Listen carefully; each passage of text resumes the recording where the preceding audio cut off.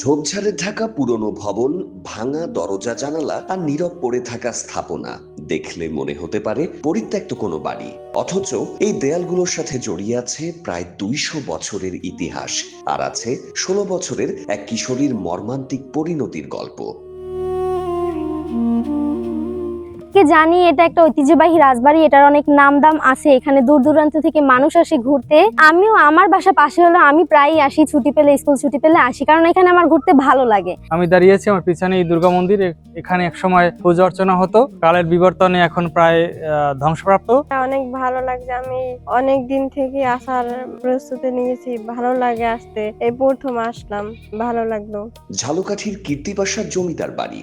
অষ্টাদশ শতকের শুরুর দিকে বিক্রমপুরের রাজা কৃষ্ণরাম কীর্তিপাশায় জমিদারি প্রতিষ্ঠা করেন।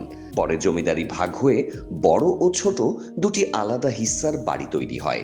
এই পরিবারেরই উত্তরসূরি কালী প্রসন্ন কুমার 1828 সালে মাত্র 22 বছর বয়সে মারা গেলে তার স্ত্রী হরসুন্দরী দেবীর বিরুদ্ধে স্বামীকে বিষ প্রয়োগে হত্যার অভিযোগ ওঠে।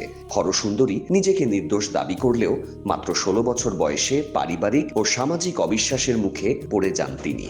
শেষ পর্যন্ত স্বামীর মরদেহের সাথে চিতায় ঝাঁপ দিয়ে মৃত্যুবরণ করেন হরসুন্দরী।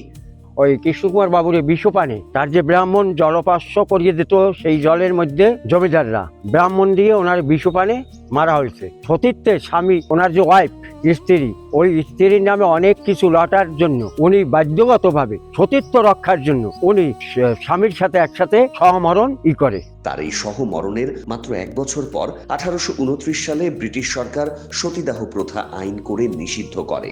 200 বছর পর কীর্তিপাশার জমিদারি নেই সেই জৌলুসও।